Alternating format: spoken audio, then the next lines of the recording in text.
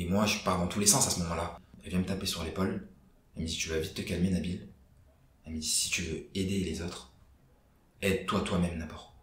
Elle me dit, moi, c'est ce que j'ai fait. J'ai stabilisé ma situation, j'ai réussi dans mon domaine, j'ai une expertise dans mon domaine, j'ai réussi financièrement, j'ai une situation matérielle aujourd'hui qui me permet de t'aider toi aujourd'hui. Bienvenue sur Muslim Makers, le podcast où je pars à la rencontre de musulmans ambitieux, au parcours atypique et inspirant. On devient le thérapeute, entre guillemets, le psychologue de ces familles. Psychologue dans le sens où on est à l'écoute. On les rassure. Leur enfant était condamné à la peine de mort. Maître, il va être exécuté ou pas, mon fils? Vous leur dites quoi, vous? N'oubliez pas de vous abonner sur Apple Podcast ou toute autre application de podcast. Bonne écoute. Bonjour Nabil, merci de m'accueillir dans ton cabinet. Pour commencer, est-ce que tu pourrais te présenter, s'il te plaît? Donc, je m'appelle Nabil Boudi, j'ai 33 ans. J'habite à Paris, je suis avocat, exerçant plutôt sur des activités telles que le droit pénal et les droits de l'homme. D'accord.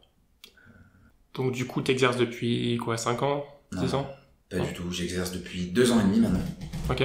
J'ai un parcours assez particulier, puisque, pourquoi il est particulier? Puisqu'il il ne correspond pas au parcours classique, obtention du bac, études supérieures, etc. Moi, j'ai suivi l'école primaire, le collège, sans trop de difficultés. Et puis, donc j'ai obtenu mon brevet des collèges. Et rencontrant des difficultés à cette période-là, liées au contexte social, tout ce qu'on veut, un parcours de vie finalement, bien qu'ayant des résultats assez satisfaisants, j'ai quitté l'école après le collège, donc je me suis orienté vers des études professionnelles, alors que je pouvais largement aller dans un lycée général. Okay. Et je sais pas pour quelle raison je suis allé en école professionnelle. Peut-être que j'ai mal été conseillé. Bon, il y avait pas mal de problèmes dans le quartier, dans le cadre familial, donc on n'avait pas forcément cet appui et ce soutien, donc je me suis retrouvé en lycée professionnel à faire un BEP comptabilité. D'accord. Et la suite logique, c'était au bout de 3 mois, j'ai quitté ce lycée, puisqu'il correspondait pas du tout à ce que je faisais, j'aimais pas du tout la comptabilité. Je m'étais inscrit puisque je crois que c'était même un lycée privé. J'avais même pas envoyé de candidature à l'époque pour aller dans le lycée. Alors que j'avais obtenu le brevet, j'étais un étudiant correct, j'étais toujours à 12 de moyenne. Et donc au bout de 3 mois, j'ai quitté ce lycée-là. Et je sais plus si je suis parti ou si je me suis fait virer pour absentéisme, je me rappelle plus trop. Donc je suis allé vers un second lycée professionnel qui m'a accueilli, même problématique, je n'allais pas en cours. Donc à la fin de l'année, on m'a fait savoir que c'était pas possible que je continue, compte tenu de mes absences. Donc à l'âge de 15 ans, 16 ans je crois, peut-être 2000, 2001, j'ai obtenu mon brevet, je me suis retrouvé à la rue. Ah ouais? Ouais. Sans études, sans boulot, à 16 ans on comprend pas trop ce qui nous tombe dessus. Ouais, je commence à avoir 16-17 ans, on comprend pas trop ce qui nous tombe dessus. J'arrive à me réinscrire l'année suivante dans un Greta. Mais le Greta, je sais pas si tu sais ce que c'est un espèce de centre de formation à l'époque. C'était réservé aux repris de justice ou aux personnes qui avaient un niveau scolaire très médiocre, sans être critique, mais c'était adapté à ces personnes-là.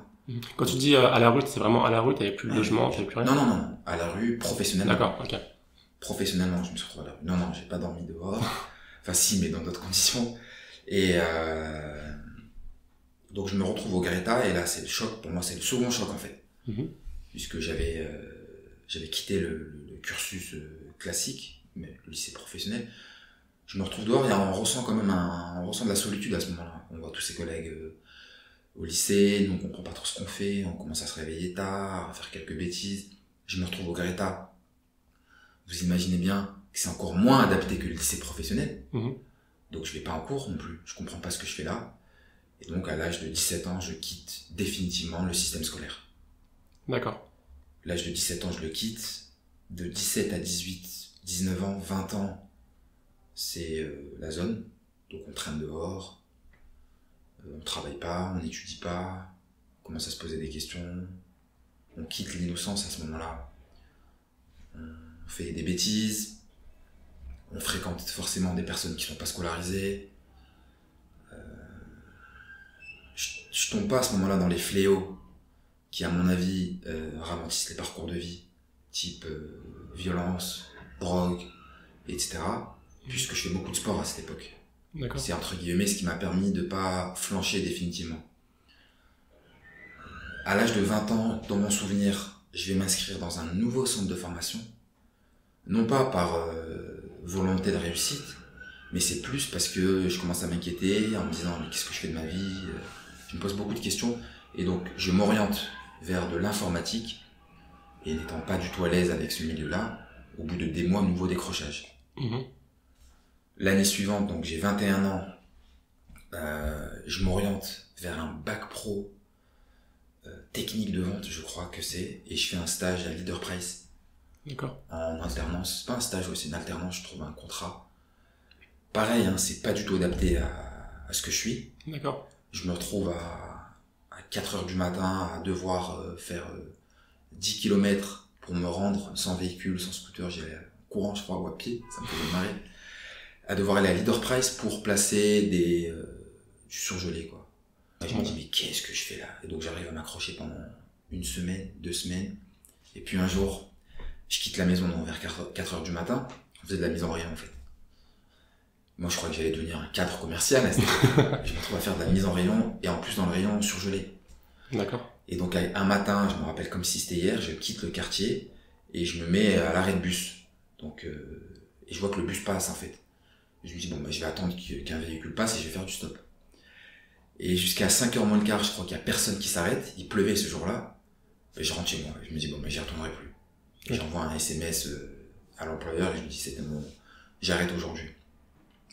Donc voilà, en fait, je tente à chaque fois d'essayer de m'accrocher à quelque chose. Soit c'est pas adapté, soit j'aime pas. Bon, il y a de tout ça, en fait. Et puis, les années passent, 20 ans, 21 ans, je fais toujours rien, à part zoner. Mais on fait vraiment rien, en fait. C'est PES, FIFA. Et le soir, le foot. Heureusement qu'il y avait le foot à cette époque-là, puisque c'est ce qui me permettait de garder un lien social avec l'extérieur. Sinon, j'étais tout le temps à la maison. Ou dans le quartier, en bas des murs, à discuter de politique, etc., de religion. Et donc, à l'âge de 22 ans, il y a une espèce de... C'est pas vraiment un déclic encore à ce moment-là. 22 ans, j'ai quitté le système scolaire déjà à 16 ans, donc il se passe 6 années. Et j'ai des proches qui sont en Angleterre et qui me disent Nabil, vu que tu fais rien, il y a un peu de boulot là-bas en Angleterre, ça va te changer les idées, est-ce que tu veux venir? On est en 2008, hein. Donc il se passe 6-7 années déjà. On est en 2008, et je prends un sac à dos, c'est pas imagé, hein, c'est vraiment comme ça que ça se passe. Je prends un sac, et j'ai des potes qui sont dans une colocation dans la banlieue de Londres, et qui me disent, viens, on va essayer de chercher du travail. Donc moi je me dis, je vais aller travailler là-bas, pour apprendre l'anglais, et je sais pas ce que j'en ferai, mais ça pourra toujours me servir.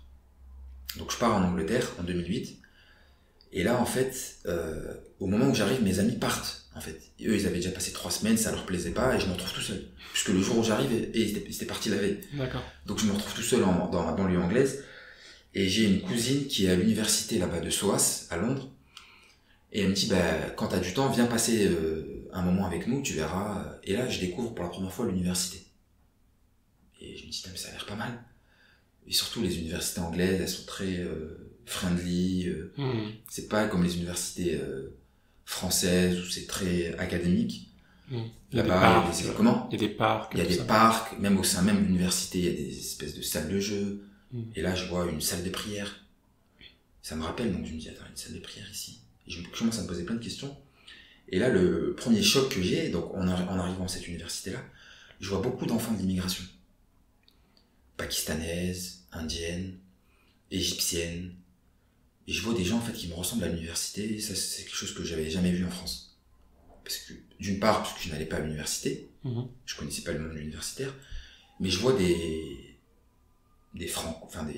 binationaux, des immigrés, des enfants d'immigrés réussir. Et là, je me dis, c'est pas mal, hein. Je commence à me poser des questions. Moi, je m'inscris à ce moment-là dans un collège anglais pour apprendre l'anglais gratuitement, j'ai pas les moyens, je travaille. Pour la première fois, j'ai un travail stable, puisque je travaille au lycée français, qui est, je sais plus dans quel quartier, South Kensington, c'est un quartier UP, et je me retrouve là-bas, dans un collège, dans le lycée français, pardon, et je suis animateur sportif là-bas. Non, je donne des cours de foot aux D'accord. enfants, je les récupère à l'école. Et là, je découvre en fait quelque chose qui me plaît pour la première fois. Le monde avec les enfants. Et en parallèle, il y a un tournoi de foot qui s'organise au sein de SOAS. Moi, j'étais pas étudiant là-bas, j'avais pas le droit d'y participer. Mais vu qu'on faisait des foot le week-end avec les collègues de SOAS, ils me disent Nabil, bah, tu peux t'inscrire avec nous si tu veux, le prof n'est pas contre, on dira que t'es étudiant à SOAS, etc. Donc on fait le tournoi. Moi j'étais bon, j'avais un très bon niveau.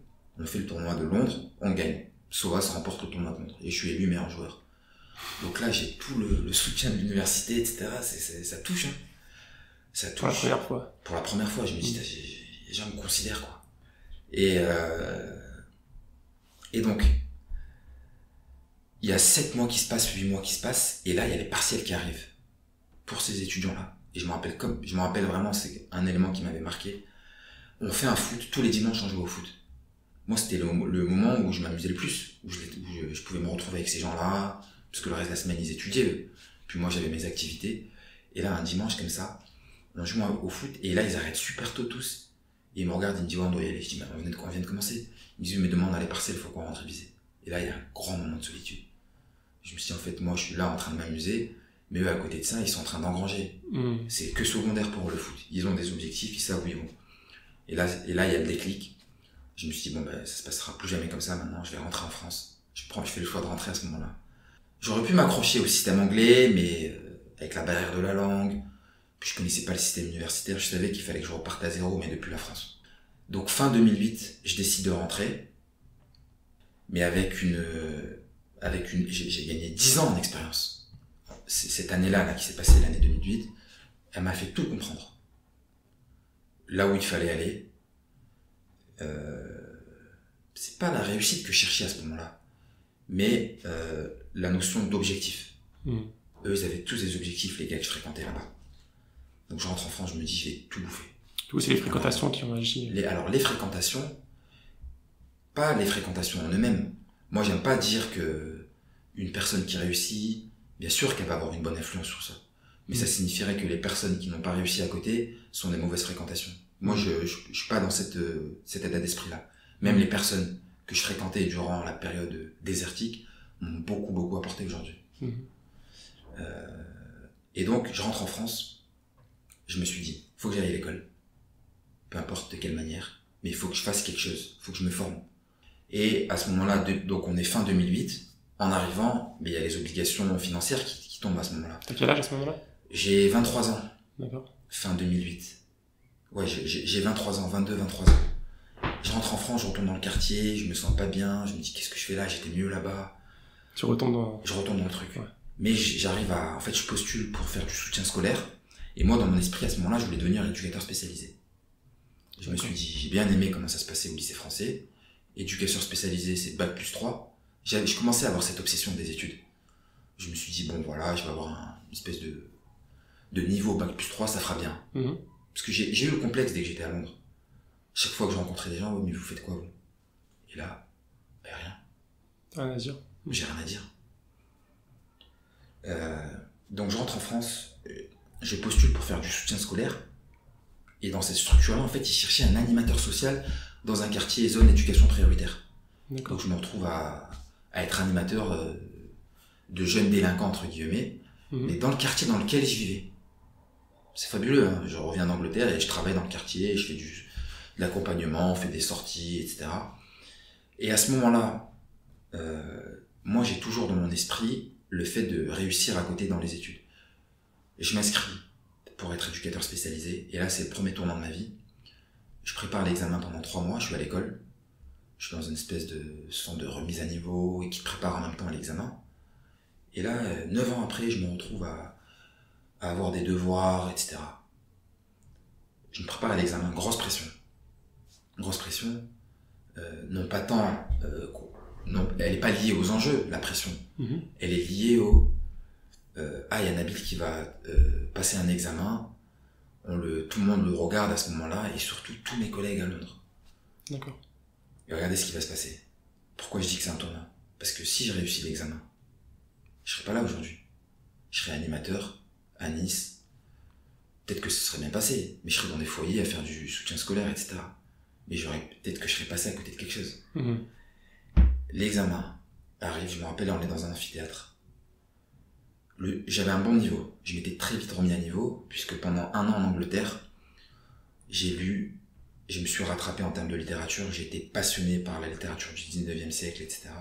Le naturalisme, je découvre Zola, tout ce que je n'ai pas fait dans ma jeunesse. Et donc je bouffe 3 livres à la semaine en Angleterre. T'as accès à la librairie de l'université, c'est ça? Exactement, puis je fais des PDF en ligne, j'ai des amis qui m'envoient des bouquins.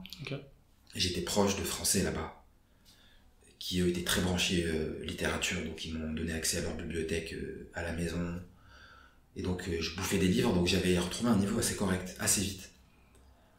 Le sujet tombe, moi j'y vais assez sereinement, j'ai toujours un capital confiance quand j'arrive pour passer un examen. Et en fait je me rends compte que les sujets sont très très longs. Je me dis mais c'est intenable en 3 heures. Échec. Je rate l'examen. Pourquoi je le rate? Il fallait traiter un sujet, et j'ai traité les 2. J'ai même pas lu la consigne. Donc c'est comme ça que je rate l'examen. Anéanti. J'aime pas perdre, moi. J'ai toujours eu l'esprit compétiteur. Dès que j'ai un échec, c'est un drame pour moi. Et en plus, je suis très mauvais perdant. Donc là, je suis en train de me dire, mais pourquoi ceux-là ont réussi et pas moi? On a touché ma copie, c'est pas possible. Je méritais plus que certains d'y aller. Drame, j'arrive même pas à le dire que j'ai raté. Et je mets 1 mois, 2 mois à réagir. À côté, je suis toujours en entreprise, je suis toujours animateur. Ça se passe bien, mais je me suis dit, je vais pas être animateur toute ma vie. Et là, ce qui se passe, c'est que je décide de passer le bac en candidat libre. Puisque je voulais faire plaisir à la famille. Je me suis dit, bon, bah, c'est bien si j'ai le bac, c'est beau le bac. Vous savez ce que c'est dans nos familles, le bac c'est très important. Pour les parents, etc. Donc là, j'ai 24 ans à ce moment-là, donc 1 an après l'échec de cet examen-là. Je décide de passer le bac en candidat libre, mais je peux pas le préparer puisque je suis en entreprise à côté, et au foot aussi, je commence à grimper, j'ai retrouvé un bon niveau. Donc je décroche un contrat de footballeur semi-professionnel qui me permet de gagner ma vie. Je suis salarié animateur dans le quartier, mais ça se passe mal avec ma hiérarchie. Puisque, pour X raisons, mais j'étais pas satisfait de la ligne de l'entreprise. En gros, ils se faisaient du beurre sur les quartiers. Il y avait des grosses subventions qui venaient. On était vraiment dans un quartier très très très difficile en termes de délinquance. Équivalent au pire quartier du 93. Et donc, je décide de passer le bac en candidat libre parce que je sens que je vais me faire éjecter de ce truc-là. Ma présence commence à gêner, j'ai un discours politique, je dis mais pourquoi on fait pas ça? On va pas les aider à se réhabiliter, ces jeunes-là. Et puis, ils commencent à m'écarter, mais moi je passe le bac en candidat libre et je le dis à personne. D'accord. Je le dis à personne. Je passe les matières. Je me rappelle, je pouvais pas aller en cours. Il y avait des cours le soir de remise à niveau pour passer le bac. Il y a une prof, que j'ai recroisée d'ailleurs à l'occasion. Je l'avais recroisée à Carrefour. Elle me donne quelques conseils de bibliographie pour me remettre à niveau parce que j'ai pas le niveau du bac à ce moment-là. Je passe le bac en candidat libre. Je l'obtiens à 10 pile. Et quand on le passe en candidat libre, si je l'avais obtenu à 9,8, il n'y a pas de... Pas de rattrapage. Non, il n'y a pas de rattrapage, mais ils ne le donnent pas en fait. Parce que quand il manque quelques points, ils peuvent vous le donner au niveau du bac. On ne le donne pas. Donc si j'avais eu 9,9, j'aurais pas eu le bac. Je l'obtiens à 10,0. 10,0. C'est pas 0,1, c'est 0, 10,0. Parce que nous, quand on le passait, il n'y avait pas de coefficient. Donc j'obtiens le bac littéraire. Il se passe, c'est un choc quand je reçois le courrier à la maison. J'ai un choc, je dis oh j'ai le bac. 10 ans après, j'ai le bac. Je me fais éjecter de l'entreprise. Tu t'en fiches? Je m'en fiche. J'ai très très mal. Je m'en fiche. Après je m'en fiche. D'accord. Mais au moment du licenciement, vivre un licenciement, c'est un moment extrêmement humiliant. Et n'étant jamais en entreprise pendant ces 10 dernières années, je ne savais pas ce que ça représentait. Mais ça m'a fait extrêmement mal. Parce qu'il y avait une attache, ça faisait 2 ans que je travaillais dans le quartier, c'était en bas de chez moi en plus. Et vraiment en bas de chez moi. C'était le bâtiment en bas de chez moi. Donc j'ai très mal. Mais j'arrive très vite à rebondir. J'ai une capacité, toute modestie, à vite repartir en fait. J'encaisse et je repars. Je me suis dit, bon, je décroche un contrat de foot à côté, je gagne très bien ma vie. Et je me suis dit, je vais aller à l'université française. Pour voir comment ça se passe. Ok. Donc, on est 3-4 ans après mon passage en Angleterre. Et là, je me retrouve à l'université de Nice. Et pour la petite histoire, personne ne le sait ça. Je ne veux pas m'inscrire en fac de droit à ce moment-là. Je veux faire des sciences politiques, puisque moi, je voulais à l'université uniquement pour étoffer ma culture générale. J'ai aucune ambition d'obtenir un diplôme à ce moment-là. Donc je m'inscris en licence 1, sauf qu'à Nice, c'est pas comme dans les autres universités. Il faut d'abord faire sa licence 1 de droit pour aller en L2 sciences politiques. Donc c'était le passage obligatoire. Et c'est comme ça que je me retrouve à la fac de droit. D'accord. En L1. Et là, je rentre en amphi. Je dis waouh, c'est ça l'amphithéâtre français. Je suis émerveillé. Donc je m'installe comme un enfant de... T'es fier un petit peu de pouvoir assister. Ouais, je me retrouve comme ça, je vois un professeur qui va me transmettre une science. Premier cours sur lequel je tombe, et là c'est aussi un espèce de tournant parce que ça va me faire accrocher très vite la matière. On tombe sur le droit constitutionnel et il nous retrace tout le parcours de la Ve République, mais il part de la Révolution française. Et moi j'avais lu quelques livres là-dessus. Et là je suis ébloui par la matière. Je me suis dit, c'est ça la France. Donc je prenais connaissance de l'histoire française, de la culture française, etc. Et j'adore le truc. On tombe sur la Déclaration des droits de l'homme et du citoyen. Et donc qu'est-ce que je fais? Je dis, bon ben, je vais aller en cours. Donc la première année, comme ça, 2-3 premiers mois, je vais en cours. Et j'adore ça. Partiel qui tombe, 11 de moyenne. Je dis, putain, 11 de moyenne. Tu t'y attendais pas? Je m'y attendais pas. J'ai 10 ans sans études. J'ai 10 ans sans études. L1, regardez les chiffres, c'est 20% de réussite la première année. Ah ouais? Ouais. Wow. Tout le monde redouble. Moi j'ai 11. Deuxième semestre, j'ai 13 de moyenne. Elle a un droit, elle est dure. Mais faut voir d'où je pars. Pour aller choper un 13, c'était miraculeux. L2, c'est l'année charnière, c'est la plus difficile dans le cursus universitaire. Et moi, avec du recul, c'est là qu'on fait le tri. Il y a le premier tri où là, on balance tous ceux qui ne sont pas faits pour le droit. Et ensuite, en L2, il y a ceux qui sont faits pour réussir ou pas. J'obtiens ma L2 à 10,5, je crois. Je vais en licence. J'obtiens ma licence avec mention. Là, j'accélère un petit peu pour pas que ce soit trop long. Pour pas que ça devienne ma biographie. Et j'obtiens ma licence avec mention. Et la première question qui se pose, j'ai 26 ans. Est-ce que je continue ou est-ce que j'arrête? Je me suis dit, bon, bah, c'est bien la licence. En parallèle, tu fais toujours du foot? Je fais toujours du foot. Donc ça te permet de financer... Financer, mais sauf que je me blesse.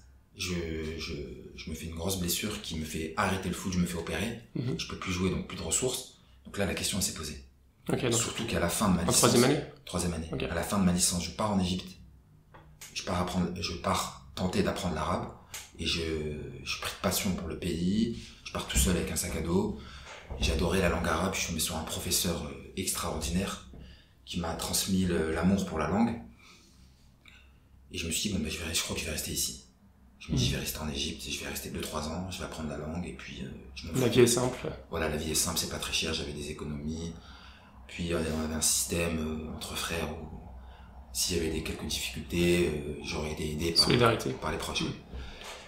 Et en fait, en 2013, il y a la révolution. Il y a la destitution, le coup d'état contre Morsi. Et moi, je suis près du quartier où il y a eu les événements à la Radawiya. Vous savez, l'attentat dans la mosquée, etc. D'accord. Donc moi, c'est là que j'habite. Je pars, puisque c'était intenable, il y avait le couvre-feu, etc. Je pars en Algérie. En septembre, je décide de rejoindre Paris, puisque j'ai mes parents qui habitaient à Paris, qui avaient quitté Nice. Et je m'inscris à Nanterre. Je me suis dit, bon, ben, l'arabe, c'est pas possible. Et voilà comment je me retrouve en Master 1 à Nanterre. Je voulais faire ce Master, je vous le disais. Et on est en Master 1. À aucun moment de ma vie, je veux devenir avocat à ce moment-là encore. Je voulais pas devenir avocat. Et d'ailleurs, c'est là où c'est marrant. Dès qu'on est étudiant, on a toujours le trac de savoir qu'est-ce qu'on va faire. On sait jamais ce qu'on va faire. Encore plus en droit, c'est tellement large. Il y a 200 professions autour du droit. Et regardez ce qui se passe. Je commence à avoir des difficultés financières. Le Crous, j'ai plus droit à la bourse. Je suis un enfant du Crous, hein, j'avais eu le Crous. C'est quoi ça, après 28 ans, c'est terminé? Ouais, voilà, c'est ça. Et là, j'arrive à 28 ans, je crois. 27 ans, 28 ans, en Master 1. Et je me suis dit, je vais faire du soutien scolaire. Je m'inscris à un truc. Je suis en Master 1. Je vais m'inscrire à un machin pour donner des cours de soutien scolaire à des étudiants au collège, je suis recalé. Je suis recalé, ils me disent non, méthodologie pas bonne. Il y avait une espèce de QCM sur la culture G, là, tout ça, c'était bon. Et dès qu'ils me font faire un exercice pour voir si j'ai la bonne méthode, et la meuf, elle me dit non, vous êtes pas prêt pour donner des cours de soutien scolaire à des enfants au collège. Mais là, je me suis dit, attends, j'ai un espèce d'échec, ça présage quelque chose. Puisque j'avais raté les EduxP, j'avais eu le bac derrière. Ouais. Je me suis dit, l'apprentissage, ça se répète. Ça se répète, ouais. Et je vais avoir quelque chose.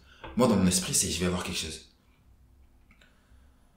Date butoir pour s'inscrire à l'examen d'avocat. Le cursus classique, c'est de tenter l'examen d'avocat à la fin du Master 2. La plupart des étudiants obtiennent leur Master 2, puisque le Master 2, on devient très bon en droit. On apprend les techniques rédactionnelles, d'actes, etc. Ce qu'on fait pas jusqu'au Master 1. Et tous prennent une année sabbatique pour préparer l'examen. D'accord. Moi, je suis en Master 1. Le concours est ouvert aux étudiants en Master 1. Je suis à Nice en vacances. Et j'ai une pote qui me dit, ouais, Nabil, c'est la date butoir là, pour s'inscrire à l'examen. Ok, le jour même. Le jour même. Et moi, je suis à Nice. J'ai dit, sérieux, etc. Il me dit, oui. Je dis, bon, je vais m'inscrire. J'envoie ma sœur en catastrophe. Je lui envoie mon dossier. Elle va s'inscrire, elle va à Nanterre. Date butoir, le bureau est fermé. Elle croise la dame qui accepte les dossiers dans le couloir. Et on lui dit que c'est elle. Elle lui dit, madame, j'ai un dossier à vous déposer. Elle lui dit, non, c'est fermé. Et elle insiste. Elle va ouvrir le bureau. Elle accepte mon dossier. Je passe les écrits. Donc là, on est en janvier 2014. Je finis mon Master 1. Quand je m'inscris, je suis en cours de Master 1. Faut le valider. Faut le valider, en parallèle. Je valide mon Master 1 à 11, je crois. Puisque après la licence, j'ai décroché l'école. J'avais trop donné. J'étais tout le temps à la salle de sport ou à la bibliothèque. Puisque à Nanterre, il y a un grand complexe sportif. Donc j'étais toute la journée à la piscine. J'allais en TD et à la bibliothèque. Je pouvais plus aller en amphi, j'avais perdu patience. Donc je suis inscrit. Je prépare l'examen. Juillet-août. Juillet, Ramadan, pleine canicule à Paris 2014. Je suis exténué.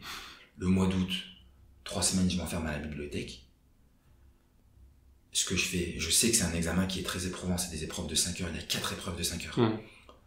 Et moi, quand je bosse la méthodologie pendant tout le mois de juillet, je me dis en fait le risque pour que j'ai les bons réflexes juridiques, puisque je bossais beaucoup en autonomie pendant ces 4 années-là. Je savais que la règle de droit, je la maîtrisais, et les réflexes, j'allais les avoir.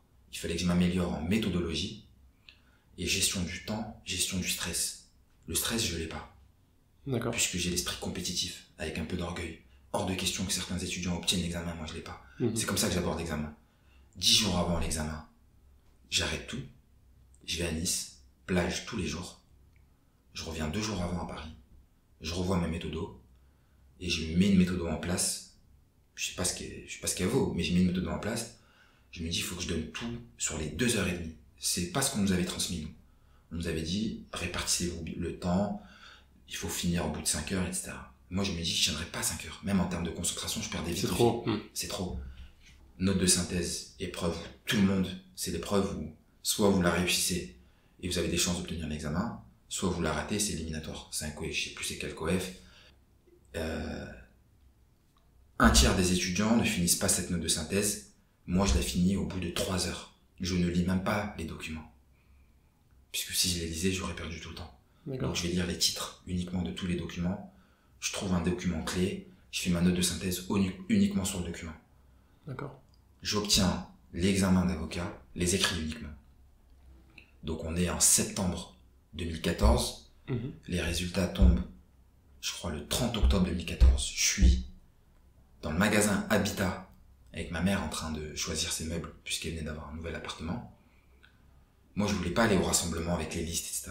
Parce que si j'avais un échec, j'aurais... c'est dur. C'est dur. Et le regard des autres, etc., je supporte pas ça, l'empathie. Donc, je suis à Habitat. Je reçois un SMS de ma collègue. Elle me dit, Nabil, je crois que j'ai vu ton nom. Moi, j'y crois pas à ce moment-là. Je pense pas les avoir les écrits. Même si au fond, j'ai aussi une petite anecdote, je sais pas si vous pouvez la mettre dans votre podcast. Ouais. Quelques jours avant, j'ai rêvé de mes notes. Ah ouais? J'ai fait un rêve, j'ai eu mes notes.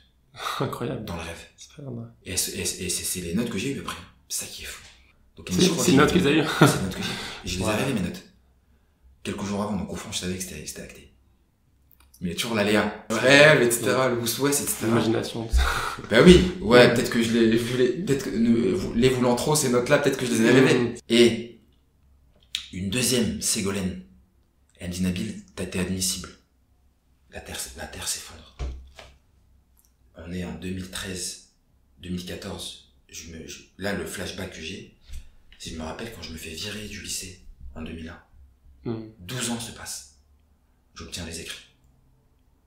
J'obtiens les oraux quelques temps après. Je ne les prépare même pas. C'est quoi ta réaction quand tu es certain que tu l'as obtenu? Les écrits, vous voulez dire, ou l'examen en lui-même? Les deux. Quand j'obtiens les écrits, la revanche, le sentiment, c'est ça. Moi, je suis quelqu'un de très revanchard. Dès que je subis une injustice, dès que je sens qu'on m'attaque, ou quand on me méprise, je suis silencieux. Et dans mon esprit, c'est on va se recroiser. Dans 1 an, 2 ans, 3 ans, 4 ans, même dans 15 ans, on va se recroiser. Donc, quand j'obtiens les écrits, je perds l'usage de mes jambes presque. C'est un examen en soi.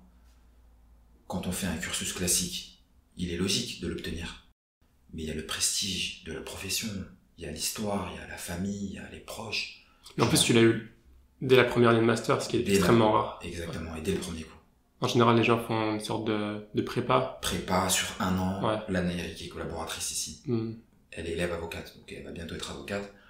Elle a eu 2e année, master 2, 1 an de prépa, mais ce qui est aussi remarquable, hein, puisqu'il devient de plus en plus dur l'examen. Mais moi, je l'obtiens avec un parcours catastrophique, qui aujourd'hui... Oui, Nairi, je dois y aller. Tu gardes la clé? Ouais. Tu claques la porte? Merci, Nairi. Quand je l'obtiens, je pense même pas à l'examen lui-même. Je sais même pas ce que je vais faire après, etc. Mais je me dis, chat. Tout bêtement. À la vie, hein. C'est pas aux gens que je le dis, mais à la vie, quoi. Donc, et à ma mère, là, je me rappelle, je suis fier aujourd'hui d'avoir été avec elle parce qu'elle m'a beaucoup soutenu à cette époque-là. C'est important le soutien familial. Et elle était larguée à l'époque, on était au collège, il y avait les problèmes, la famille, délinquance, tout ça, elle pouvait pas gérer tout ça. Et quand je suis avec elle, elle a Habitat en train de choisir ses meubles, et je me rappelle, elle le dit à tous les salariés d'Habitat. Et tous viennent me féliciter, alors que c'était que les écrits que j'avais obtenus.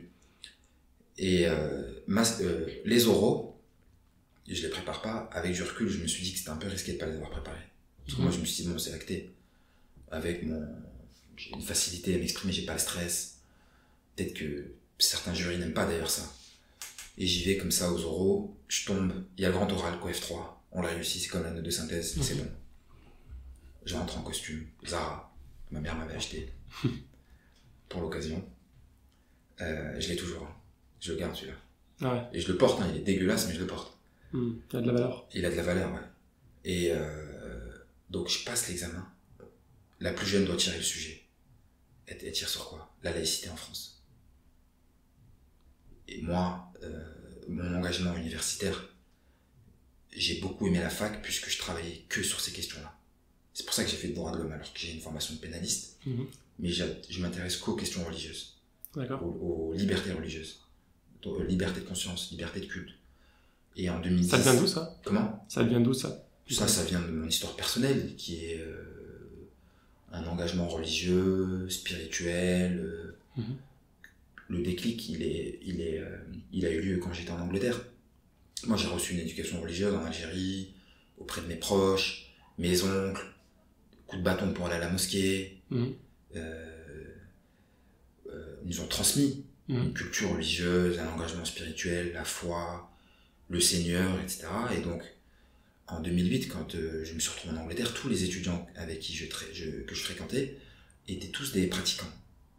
Donc, j'ai naturellement, ayant cette culture, en 2008, j'ai fait ce qu'on appelle une espèce de repenti. D'accord. Donc, j'ai embrassé la foi à ce moment-là. Donc, je suis touché par ces questions-là, naturellement. Donc, à l'université, quand il y a des débats, quand il y a des mémoires à rendre, je travaille que sur les questions religieuses. Et donc, il y a ce sujet-là qui tombe. Je me suis dit, subhanallah. C'est que cette histoire, la laïcité, mais c'est le sujet que je voulais. Mhm. Le sujet se passe bien, je suis très critique. Je me dis, bon, soit j'y vais et je leur dis ce qu'ils veulent entendre, la laïcité, les valeurs, etc., mais ça va sonner faux. Soit j'y vais avec mes convictions et j'ai un vrai argumentaire juridique derrière en expliquant pourquoi la laïcité est dévoyée en France, pourquoi elle est instrumentalisée à des fins politiques et que tout le débat qui est nourri depuis les années 89, 90, avec l'affaire du foulard de Creil, etc., a fait remonter de toutes pièces. Tu peux rappeler un peu l'affaire, je me souviens plus de cette affaire-là. C'est les premières filles qui portaient le foulard à l'école. D'accord. En 89, qui avaient été mises à pied par le principal du collège. Mhm. C'était remonté à l'échelle politique, Premier ministre, et il y a eu un avis du Conseil d'État qui avait autorisé ses enfants à porter le foulard. 2004, il y a la loi contre les signes ostentatoires à l'école. Okay. Ce qui était en fait une loi interdisant le foulard à l'école. Mhm. Moi, c'est quelque chose qui m'avait marqué en tant que juriste, puisque pour la première fois, on soumettait non pas des agents, mais des usagers au devoir de neutralité, ce qui n'était jamais arrivé dans l'histoire depuis le vote de la loi de 1905. Toute la réglementation liée à la loi de 1905 impose un devoir de neutralité aux agents. Ils sont neutres. Dès lors, on peut contester. Hein. Enfin, moi, pour être tout à fait honnête avec vous, si un agent public qui veut manifester sa foi, ça ne pose absolument aucun inconvénient. Au nom de quoi on devrait lui interdire de manifester sa foi? Et pourquoi pas ses opinions politiques aussi? Si on veut pousser la logique plus loin, on peut demander à ce que les agents publics soient neutres de toute opinion, pas uniquement religieuse. Pourquoi la religion? Bon, ça c'est lié à l'histoire française. Ceci étant, donc moi j'ai eu un engagement en étant étudiant sur ces questions-là. Quand la fille tire ce sujet-là, je me suis dit c'était obligé que j'allais tomber sur ce sujet-là. C'était écrit. Je fais un argumentaire là-dessus, je vois que ça grince des dents dans le jury. Ils sont pas contents de ce que je dis. Je dis merde, je suis en train de m'enfoncer. Je dis je vais au bout de mes idées. Présidente, elle me regarde dans les yeux. Que pensez-vous de la loi de 2010? La loi interdisant la burqa dans l'espace public. Quel étudiant va regarder la présidente et va lui dire que c'est un fiasco juridique cette loi? Personne. Là on range ses opinions, on lui dit oui elle est équilibrée, la femme, les droits des femmes, la dignité. Je dis non, c'est une honte cette loi. J'ai les oraux, j'ai la moyenne. Malgré ça. Ouais, malgré ça. Okay. Je suis très petit, mais j'ai un argumentaire juridique derrière. Ils te font des remarques à la fin ou... Non, mais je les vois, ils sont pas du tout d'accord avec ce que je dis, mais c'est pas grave. C'est pas ça qui est important. C'est pas ça qui est important, tout à fait, mais surtout, je voulais porter mes idées. Il était hors de question que je les renie à ce moment-là. Si ça se trouve, si t'avais rangé tes idées, tu serais pas les joues passées. Tout à fait, et c'était important pour moi. Puisque ça allait conditionner le reste de mon engagement en tant qu'avocat. D'accord. Est-ce que je me renie maintenant et je me range dans les rangs, ou est-ce que non, on a choisi une profession libre qui nous permet de prendre des positions, tant qu'on argumente juridiquement derrière. Bon, finalement, j'ai pas eu de regret, puisque je crois que j'obtiens les oraux avec 11, sans les préparer. Hein. Je prends 5 en anglais, 5 en droit de l'UE, mais j'ai découvert le programme, j'ai même pas découvert le programme, j'y suis allé comme ça à l'examen. D'accord. Et j'arrive à compenser avec d'autres matières, et voilà comment j'obtiens l'examen. Ok. D'avocat. On est en 2014. 2014, je suis en Master 2, j'ai pas de contact à Paris, c'est compliqué d'intégrer les cabinets d'avocats, j'ai aucun réseau, je viens de Nice à ce moment-là, je suis très timide, moi je vais pas vers les réseaux, je vais pas vers les syndicats étudiants, je vais pas sympathiser avec les profs, je vais pas dans les soirées étudiantes. Moi c'est maison, piscine le matin, j'allais à la mosquée de Nanterre à côté, le soir je finissais, j'allais à la bibliothèque, je travaillais 1 heure ou 2 et je rentrais. Ok. J'avais aucune visibilité, j'écrivais pas d'articles, et il y a une professeure que je rencontre à ce moment-là. Alors, très important, on est en janvier 2015, attentat de Charlie Hebdo. C'est un tournant ça aussi, puisque il y a une conférence qui est organisée à Nanterre. C'est une très très grosse conférence, il y a des magistrats qui interviennent, il y a des journalistes du monde, il y a tout le corps universitaire, tous les étudiants, amphi plein à craquer. Moi je suis au premier rang, puisqu'on avait organisé aussi cette conférence dans le cadre de mon Master 2, puisque j'ai été admis au Master 2 droit de l'homme de Nanterre. D'accord. Qui est un master extrêmement prestigieux. J'avais 10 de moyenne en Master 1, je vous l'avais dit. Et j'ai été admis à ce Master. D'accord. Incroyable. Honnêtement, c'était incroyable, Top. inimaginable. Et j'avais même eu le master de droit pénal. Master de droit pénal de Nanterre, c'est celui dans lequel on reçoit le plus de candidatures pour 30 places. Ok. Tous les étudiants de France ils viennent choisir ce master.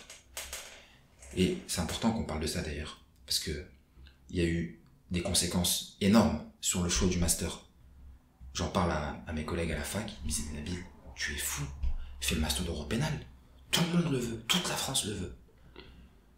Et même d'un point de vue carrière, quand vous postulez dans les cabinets et vous sortez de ce master 2 là, c'est très facile. Master de droit de l'homme, c'est beau sur le papier, mais ça reste les droits de l'homme.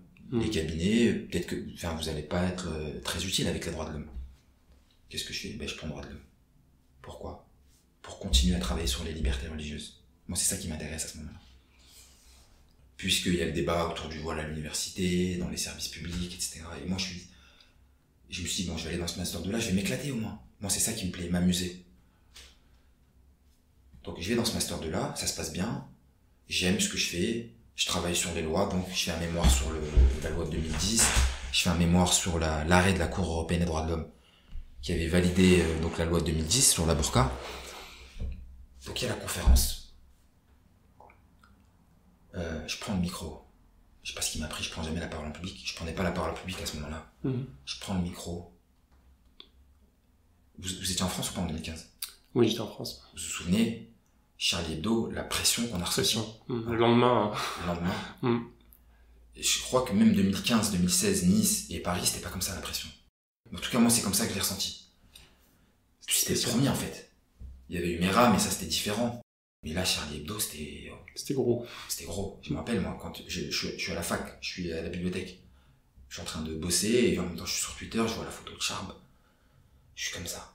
Je dis, putain, non, j'y crois pas. Parce que je sais tout de suite, déjà, le drame pour les victimes, puis je sais derrière ce qui va se passer. Conférence sur Charlie Hebdo, la liberté d'expression en France. Je prends le micro devant 600-700 personnes, devant tous mes professeurs. Je sors j'ai pas de devoir de réserve, mais personne ne me connaissait. D'accord. Je fais un plaidoyer virulent contre Charlie Hebdo.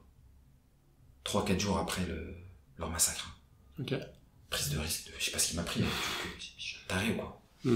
Et là, je suis très critique envers la ligne éditoriale, envers leur une, islamophobe, compagnie, je muscle le jeu. Et là, tout le monde me regarde. Je me dis, putain, qu'est-ce que j'ai fait? J'ai un tonnerre d'applaudissements. J'ai fait l'unanimité dans la salle. Pourquoi je vous parle de ça? Pas pour faire des éloges, mais il y a la personne qui va changer ma vie dans l'amphithéâtre à ce moment-là. Soraya Mranimeki. Dans le monde judiciaire et juridique, c'est la crème de la crème, en procédure civile. Vous prenez un code de procédure civile ou un code civil, sous chaque article, il y a des professeurs et des juristes imminents qui font des commentaires. D'accord. Son nom, il est partout. Elle a réussi l'agrégation à 28 ans. Elle est membre du Conseil supérieur de la magistrature. Elle a été nommée par François Hollande. Elle est vice-présidente de la CNCDH. Elle est professeure à Paris 1. Elle est directrice de master à je sais plus quelle université. C'est le zizou du droit, elle. Soraya Mranimeki. On se rencontre, puisqu'elle me dispense 3 cours dans le cadre de mon master. Et moi, je pars dans tous les sens à ce moment-là. Je veux m'investir dans l'associatif, je veux porter la parole des musulmans, je veux porter la parole des étrangers, je veux aider les plus démunis. Elle vient me taper sur l'épaule. Elle me dit, tu vas vite te calmer, Nabil. Elle me dit, si tu veux aider les autres, aide-toi toi-même d'abord. Elle me dit, moi, c'est ce que j'ai fait. J'ai stabilisé ma situation, j'ai réussi dans mon domaine, j'ai une expertise dans mon domaine, j'ai réussi financièrement, j'ai une situation matérielle aujourd'hui qui me permet de t'aider toi aujourd'hui. Et demain, toi, tu aideras quelqu'un. Elle m'a dit, il faut que ça marche comme ça. Elle décroche son téléphone, elle m'envoie chez Carbone de 16, je fais mon stage Master 2 chez lui. On est en 2015, on va être en 2020 dans 3 mois. Donc ça fait 5 ans que je suis chez lui, c'est devenu mon mentor. Okay. Et on s'associe dans quelques mois. D'accord. Je suis toujours dans le même cabinet. Ok. Donc voilà comment j'en suis arrivé à exercer aujourd'hui dans un cabinet qui lui est un ténor du barreau de Paris. Tu m'as dit 2 ans et demi. Ça fait 2 ans et demi que tu exerces. Ça fait 2 ans et demi que j'exerce. Et ça fait 5 ans. Mais ça fait 5 ans que je suis dans ce cabinet. J'ai fait tous mes stages. D'accord, c'était tes stages, ok. Il m'a pris en tant que salarié quand j'étais étudiant. Voilà, ça fait 5 ans que j'exerce dans ce cabinet. Vu que je sais que ton temps est limité, on va essayer d'aller vite pour les Ouais. dernières questions. Ton engagement récent pour la défense des droits des Français En surzone. en surzone, voilà, ça a créé un peu polémique. J'ai envie de dire, qu'est-ce que tu veux défendre ici? Est-ce que tu veux progresser?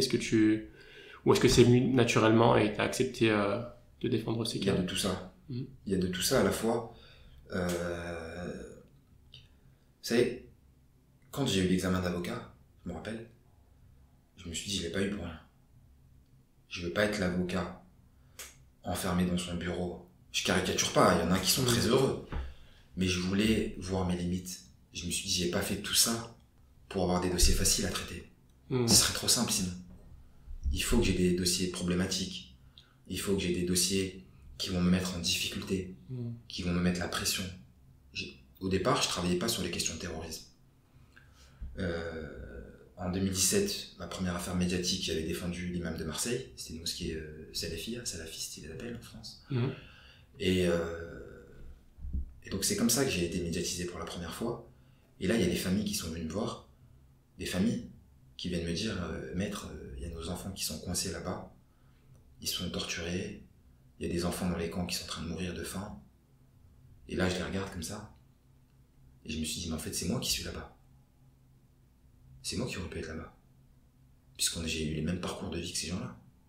Et peut-être que si, au moment où j'étais à la rue, au moment où je faisais rien, des recruteurs, où la question se serait posée, de savoir est-ce que j'ai envie de tout quitter parce que je me sens pas bien dans ma peau où je suis aujourd'hui, et qu'on me proposait un autre idéal à l'étranger, peut-être que j'aurais aidé.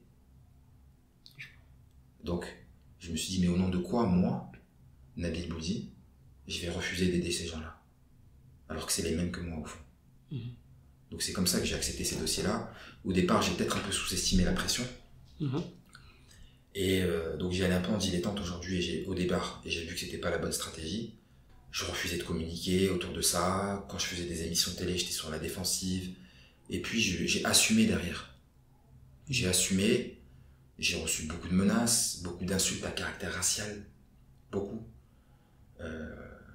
Et finalement, c'est toutes ces personnes-là qui m'ont mis une espèce de pression, qui m'ont motivé à avoir un engagement beaucoup plus ferme, beaucoup plus intense, beaucoup plus sûr. J'ai beaucoup plus d'assurance aujourd'hui en travaillant sur ces questions-là. Et aujourd'hui, je suis très fier de défendre ces Français. On peut discuter pendant des heures sur ce qu'ils ont fait, etc. Mais moi, à la limite, est-ce qu'en tant qu'avocat, c'est à moi de venir les accabler aujourd'hui? Absolument pas. Moi, je suis mandaté par les familles. Donc, en tant qu'avocat, j'ai des obligations de moyens et je mets tout en œuvre, comme pour n'importe quel client. D'accord. Mon engagement, il est juste bon. Il y a eu des amalgames, oui, mais c'est parce que c'est un musulman, etc. Vous savez qui c'est qui a été le plus critique envers moi? C'est les musulmans eux-mêmes. Ah bon? Bien sûr. Et pourquoi ça? En disant, oui, Nabil, tu défends des terroristes. Tu sais, nous, on est des musulmans, ceux-là, ils sont pas très musulmans. Donc j'aurais pu m'en perdre aussi en crédibilité auprès de ma communauté. Et après, je leur ai expliqué, ils ont compris. Je leur ai dit, mais c'est des jeunes qui sont partis. Si je vous raconte les parcours de vie, vous serez bouleversés par leur histoire. Là, on voit à chaque fois, oui, le drapeau, la shahada, les sabres, on voit que la propagande de l'État islamique. Mais quand on discute avec les individus, d'ailleurs, les frères Kouachi, je connais pas, moi je ne me suis jamais intéressé à la Tata Charlie Hebdo, leur motivation. Il y a un témoignage qui était paru sur Mediapart, où la voisine de ces deux frères, ses voisins de palier, quelques jours après l'attentat, elle a dit, moi j'ai de la peine pour ces jeunes-là. Vous imaginez? Si la voisine de ces individus arrive à avoir de la pitié pour des personnes qui ont commis les pires atrocités sur le territoire français à cette époque-là, c'est dire à quel point le sujet est aussi simple que ça. Donc voilà pourquoi je les défends aujourd'hui. Et en fait, je me justifie même plus. Au début, j'étais en train de m'expliquer, oui, non. T'es qui toi? Non, je te rends pas de compte, mon ami. Je sais même pas qui tu es.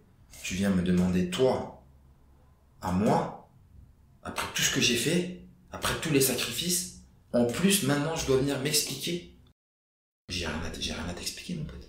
Soit si tu veux qu'on parle de la situation, des difficultés juridiques, de la responsabilité de l'État français, là, on peut discuter pendant des heures.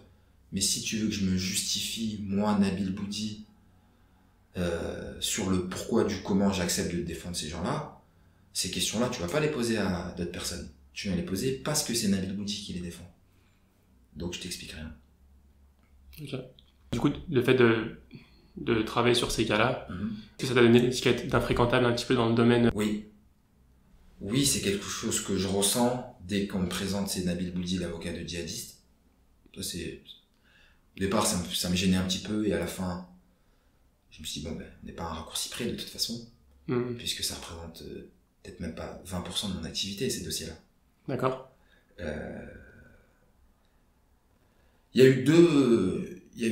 À mon avis, il y a eu deux conséquences assez significatives. J'ai eu des détracteurs, même auprès de confrères. Hein. Il y a eu des avocats qui ont été très virulents envers moi. D'où il sort celui-là, du jour au lendemain, il se retrouve en haut de l'affiche. Il a 2 ans de barre, il fait la une des médias, il est sur les plus gros dossiers, alors que nous, on a cravaché pendant 15 ans pour avoir ces dossiers-là. En plus, il s'appelle Nabil, en plus, il vient du quartier, en plus, il a une histoire, en plus, c'est un musulman pratiquant qui n'a pas peur d'afficher ses convictions. Vous imaginez le Nicolas ou le Jean-Marc qui a 42 ans et qui a fait des études brillantes à Paris, qui soit doublé par un petit jeune comme ça, qui arrive en Stan Smith à l'audience. J'ai eu des remarques, hein. J'ai eu des clashs avec des confrères. Oui, mais de toute façon, toi, Nabil, on connaît ton idéologie. Vous imaginez la violence du propos. Et tu le vis comment, ça? Parfaitement. Tu ignores? Non. La revanche. On garde. Je dis, vous voulez pas de moi? Vous voulez pas que j'aille dans ces dossiers-là? Vous me verrez à chaque fois. C'est ce qui se passe. On a essayé de m'écarter au départ.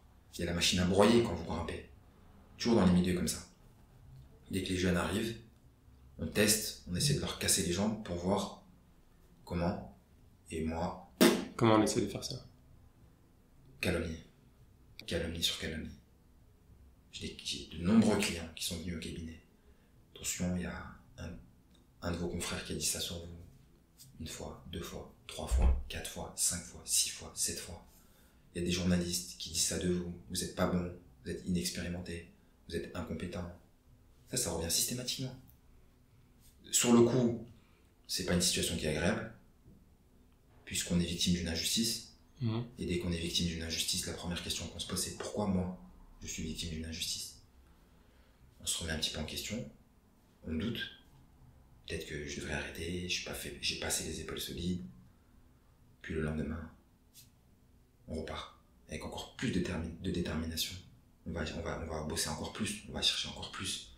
On passe plus de temps au cabinet. Dès qu'on est en procès, on va se donner, on va se lâcher. Et la calomnie, elle continue. La calomnie, elle continue. Et comment tu te défends contre ça? Est-ce que tu essaies de te défendre ou juste tu te focalises sur... Moi, j'en ai parlé avec des confrères, ils m'ont dit, Nabil, il est inacceptable que tu laisses passer ça. Il faut que tu fasses des procédures disciplinaires devant le bâtonnier, etc. J'ai dit, moi, Nabil Boudi, je vais aller me plaindre. Je vais faire intervenir un tiers pour qu'il vienne me donner la main, il me dit, venez, on va vous défendre. Non. La revanche, c'est... il y a 2 manières de prendre ma revanche, selon moi. Continuer. Dire maintenant, vous êtes là, moi je suis là. C'est pas péjoratif quand je dis ça. Ça, je le dis pas auprès d'autres confrères. Je le fais auprès de mes détracteurs. D'accord. J'ai aucune ambition de... Moi, ma vie, elle me convenait parfaitement dans ces dossiers-là. Je cherchais pas absolument à obtenir la lumière. J'étais un avocat épanoui, j'aime beaucoup mon travail. Mais les détracteurs, ils ont été très méchants, très mauvais. Très très mauvais. Les raccourcis... ton idéologie, on sait d'où tu viens, etc. C'est raciste. Ce procès-là, on le fait pas à quelqu'un d'autre. Mais il masque quoi, ce racisme-là? Selon moi, de la jalousie. Reste à ta place. T'es pas fait pour venir dans nos milieux-là. Ah oui? Bah, à chaque fois que tu seras dans un dossier, tu me verras pas loin. C'est ce qui s'est passé, je les croise dans toutes les audiences. Terreau. C'est un petit marché, hein. Vous imaginez le nombre de dossiers qu'il y a à Paris? Petit terreau. Et ça va continuer. Donc ils veulent se garder le gâteau. Ah, vous voulez pas partager? Moi j'en voulais pas au départ. Ils disent bon ben vous voulez pas que je sois là, ben je vais être la main à chaque fois. Et dès que je les croise, ça baisse les yeux. Il y a eu un incident la dernière fois. Ça a chauffé en audience. Ah bon? Ben oui. Confrère qui commençait à faire une espèce de mise en scène pour essayer de me discréditer devant les magistrats. La salle, elle était pleine de journalistes, un dossier médiatique. Il a fait commencer à crier, etc. Oui, de toute façon, on savait que t'étais venu dans ce dossier, donc on parle de moi. Pour faire de la politique devant un magistrat. On connaît ton idéologie, c'est à ce moment-là qu'il a sorti le truc. Mhm. Moi, j'ai pas réagi. On sort. Le président, il fait un incident d'audience. Suspension. On sort. Je comprends pas c'est quoi le problème. Il a même pas accepté de me parler. Donc il n'y a même pas de son côté une volonté d'essayer de comprendre la situation ou de s'expliquer. Il y avait une seule volonté de sa part, c'était celle de m'humilier en public. Ça n'a pas marché. Hein. Ça n'a pas marché. Je suis toujours là. Ça c'est le mauvais côté de la médiatisation. Et le bon côté, c'est dès qu'on travaille sur des questions qui sont liées à la peine de mort, aux droits de l'homme, au traitement inhumain et dégradant et à la torture, on rencontre des personnes exceptionnelles. Exceptionnelles. Qui sont engagées sur ces questions-là depuis 40 ans mais qui n'ont jamais fait de bruit. En France, spécialement? En France, j'ai pu me rendre en Syrie, au mois de juillet. J'ai vu que tu étais la première personne qui a pu te rendre. Ouais, je suis allé dans les camps. Ça, si on me l'avait dit il y a 3 ans, j'y aurais jamais cru.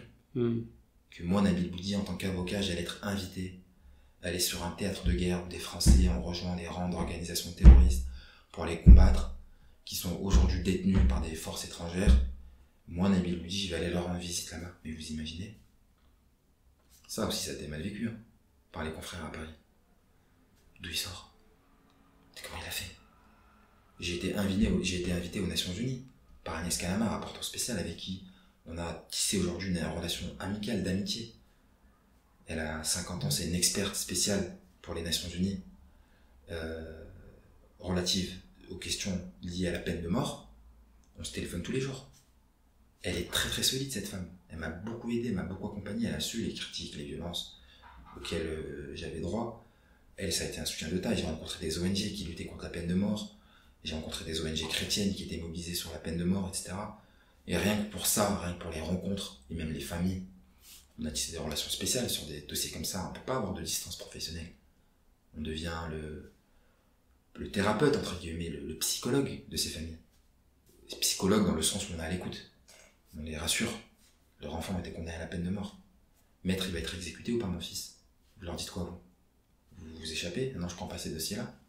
On assume, on s'en fout de nos conséquences à nous. Moi, demain, si je vois que je suis en difficulté dans ma profession et qu'il y a un impact sur mon intégrité physique ou mentale, tenez les clés. Je vais vendre des fruits et légumes, j'étais primeur quand j'étais plus jeune, j'adorais ce métier. Pour moi, la profession, c'est... L'avocat, c'est uniquement une profession.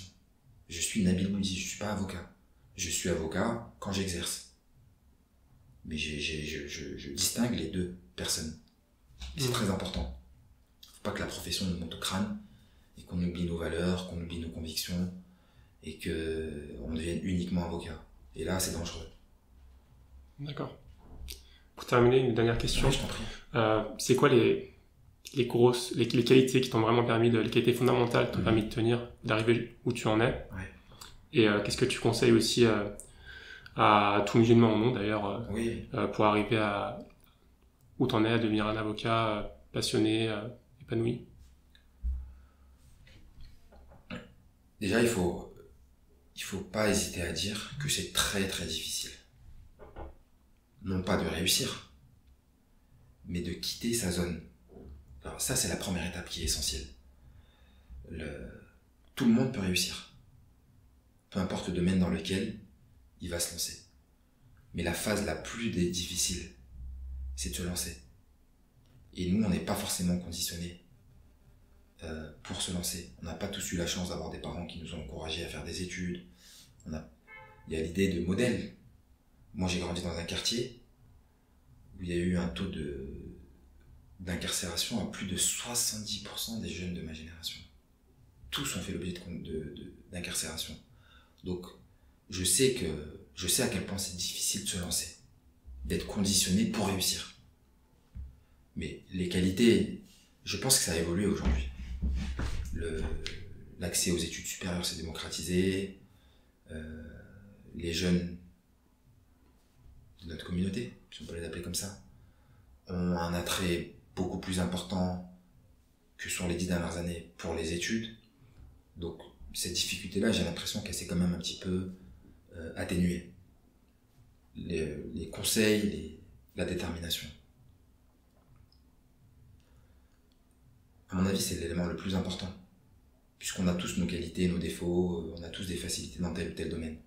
Mais si on arrive à mettre beaucoup de détermination et de confiance dans ce qu'on fait, tout est beaucoup plus simple. Ajouter à ça de la confiance. Et de la confiance en soi, c'est pas péjoratif, hein, un excès de confiance, etc. D'être très confiant dans ce qu'on fait, etc. Puisque ça nous permet justement d'exécuter de mettre en œuvre nos facilités. Si on est confiant dans ce qu'on fait, si on est rassurant dans ce qu'on fait, et si on est déterminé dans notre engagement, tout sera plus simple.